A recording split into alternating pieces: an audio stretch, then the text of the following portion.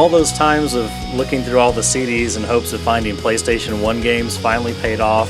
So with a little bit of luck and thanks to my good friend Sam, I scored these really awesome PS1 RPGs.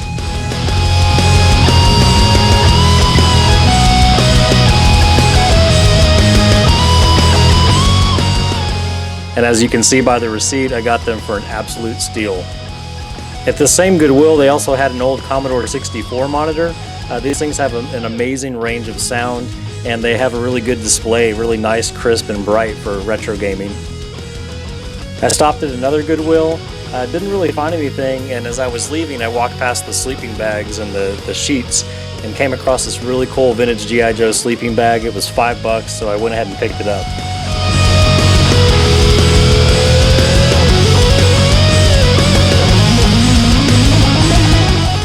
The last place I went to was a family-owned thrift store. I saw this huge stack of Super NES games, and any of you guys know when you're out game hunting, you just get really excited about that. But it ended up being pretty disappointing. They wanted around $5 for each game, and they were pretty common games I already had, so I guess you can't always win. That's kind of one of those things I learned when I started out collecting early on, is just because it's retro doesn't mean that you have to buy it. You have to make sure it's a good price and it's a game you really want. Alright guys, hope you enjoyed that quick retro game hunting video. I don't know, a lot of you might know that I just got a new job, so I'm doing my regular job that I usually do, which is website stuff from home, and I'm doing a full-time job, so time is a little limited, but I've still had some time to go pick up some really cool stuff and go over some footage that I've had that I haven't had a chance to really put into a Retro Champion episode. Before I leave you guys, I wanted to show you a couple things that I got. My good friend Poke Ninja, Brian, he's on YouTube. Check out his channel. It's a really, really cool channel. He does a lot of pickups and game stuff too. He let me know about this PS3 limited edition of Killer is Dead. They actually had this at GameStop, and I picked it up for only $10. And the word on the street with this is that either people love it or they hate it. Just looking at the graphics, it looks like it's going to be a really cool game. I did watch a couple of YouTube videos on it, reviewing it, and it seems like it'd be a lot of fun. So for $10, I couldn't pass picking that thing up.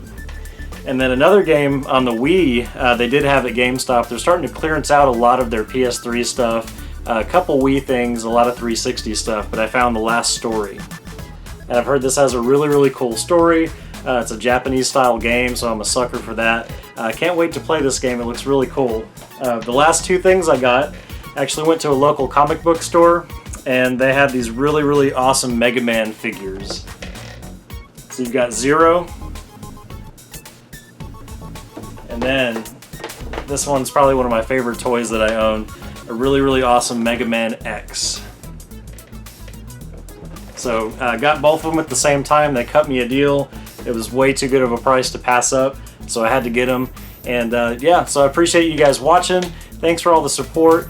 Keep checking out all the Gamer Geek Nation videos. We really appreciate all the likes and the comments and the subs. Thank you guys so much. Anybody that was at SGC this year, it was great seeing you. Thanks for coming by, and we'll see you on the next episode.